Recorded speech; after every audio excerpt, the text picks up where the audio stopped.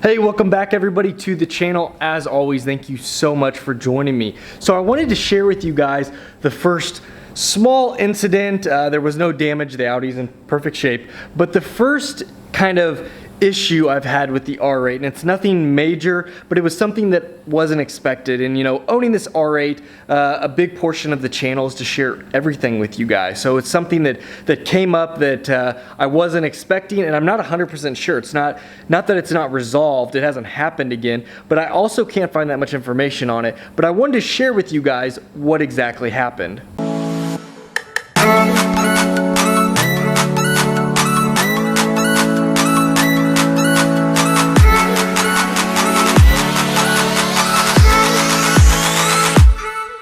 Alrighty, so essentially what happened with the R8 was we, a couple weeks ago, went on a car show, two car shows. We went to two different car events, and the one was St. Louis. We put out an awesome video. I'll put a link in the description if you haven't already watched that. We saw some amazing vehicles. I was blown away with the amount of vehicles that showed up. I think we ended up having like 50 some exotics. It was amazing. It was an event that I'll never forget, and I can't wait to go to the next one.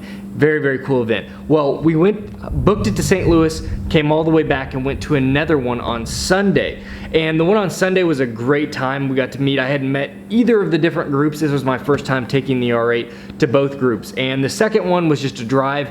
We met up at a gas station and a drive out to the Orlied Hotel or something. It was like an old historic hotel. But essentially what happened was Sunday we met up, got to talk with all the guys, see all the different cars.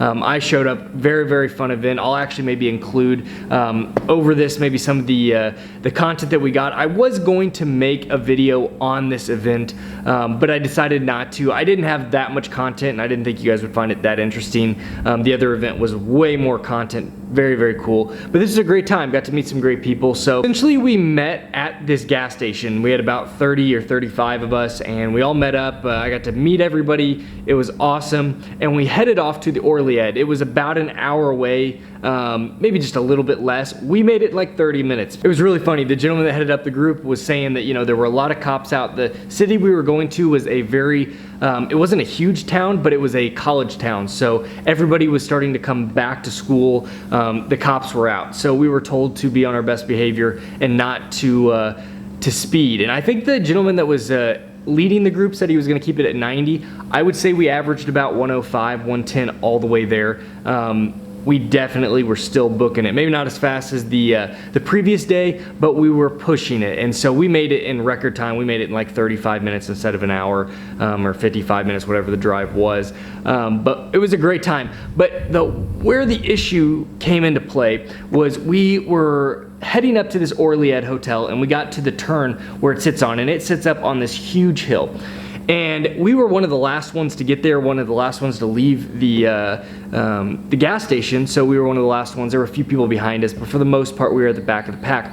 Well, this huge, is probably 500 yards long, very, very high incline hill was at the top of it was the Orlied, so we had to kind of sit. Well, everybody was congested. It was backed up. Everybody was trying to find a spot to park.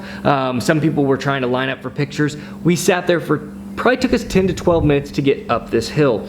And while we were doing so, I wanted to be as easy on the clutch as possible. So I was coming to a complete stop, putting it back in neutral, then re-engaging the clutch. You got to remember, the R-Tronic is a manual clutch. I just don't have, you know, the ability to take control of the clutch itself. It's automated, but it is still there. So I knew it could heat up. I knew it's not like an automatic car. So I had to be, you know, careful with it. I didn't want to just be burning through the clutch on the incline. So I thought, honestly, I was being very, very easy on it. However, we were about 2/3, about 8 to 10 minutes into this going up the hill, trying to go as easy on the car as I could. And I am out of nowhere got a chime, and this chime said, "Clutch overheating. If possible, please stop car." Essentially, I think the clutch was heating up even though I was trying to be easy on it. This hill was a lot to take for that clutch. And I don't think it's the best clutch in the world anyways, or I should say the system of the clutch, and so I think it really was heating it up. And so I'd never seen or heard of this warning before, and it was kind of worrisome because I still had another third of the hill to go. So I immediately threw it in neutral, tried to sit there. I even gave a little bit of time. I'm sure all the guys behind me were like, why are we not going? But I tried to let the clutch cool off because I was pretty sure at this point I could start to have excessive clutch wear or damage the clutch. I wasn't sure. Again, I didn't know much information about it, but nonetheless, we made it to the top of the hill. We parked the car. I let it cool, and I had no issues. We've had no issues in the last couple weeks since then. I haven't noticed any problems with the clutch, but it was very worrisome. And you know, I made a mistake when I bought the car. I forgot to ask what the clutch life was left. Rookie mistake. Can't believe I didn't ask that. I had all the service records, but I totally forgot to ask because they can actually read you out what your clutch wear and time left is in a percentage form. So I'll have to wait till I get my next service at Audi. I guess I could take it in. I don't know if they'll just read it off the whim.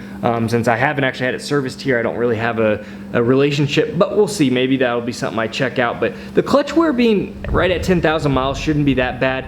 Then again, I don't know how the individual before me drove it. Anything's possible. He could have been on lots of inclines, lots of declines. That can chew up the clutch. You don't have to drive it hard to chew the clutch up.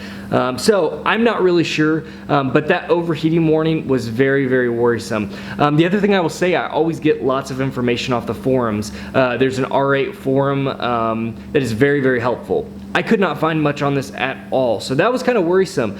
So if any of you guys watching this video are at all knowledgeable in this aspect, please let me know. I'd love to hear what you have to say. Again, I don't think I have much to worry about, but it was the first kind of incident that I've been worried about with the R8 because the clutch can be expensive and I don't want to cause any excessive wear to it. But you know, something costing what I spent on the car, you don't want to have any issues with it if you don't have to.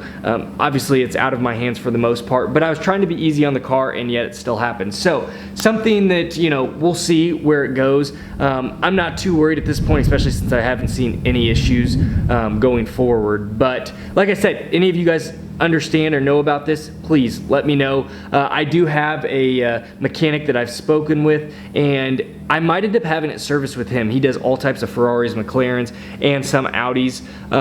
So he might end up being my mechanic, and he seems very knowledgeable, super nice. And I might be able to see what he can do. The only thing is he doesn't have a clutch life reader. So he can do almost anything, but he doesn't have the equipment. So I still would have to go to Audi for that. So we'll see. We'll see what we end up doing. But I've been kind of watching the clutch, seeing if I notice any extra slippage. And again, I haven't. But wanted to share this with you guys. Let you guys know that that's one of those worries that could be a very expensive fix if I end up having problems relating to it. I don't know. But again, just something to let you guys know, something that I had with an incident lately. As always, thank you guys so much for joining me. I appreciate all the support. You guys are honestly the best. If you are new to the channel, please subscribe. We would love to have you as part of the family. I try to upload all kinds of different content. We've been focusing on the C8 a lot lately because that is eventually the car that I want to get. I don't know what we'll do. Pertaining to the clutch, it really is perfect for the power that I have. If I want more power, I might need a better clutch. There are aftermarket clutches. But honestly, I'm probably going to look at the C8, and if I don't get rid of the R8, I could end up maybe keeping it as well, or maybe bumping up and having a C8 and I would love to get a V10. I'd love a little bit more power out of the R8, but I'm going to do a full overview. I love the R8 though. I want to let you guys know, and I want to show you guys that. But I will do a full review over everything. But again, I appreciate the support. If you enjoyed this video, found it just interesting in general, hit that like button. It would be most appreciated. But you all take care. I will see you next video as always.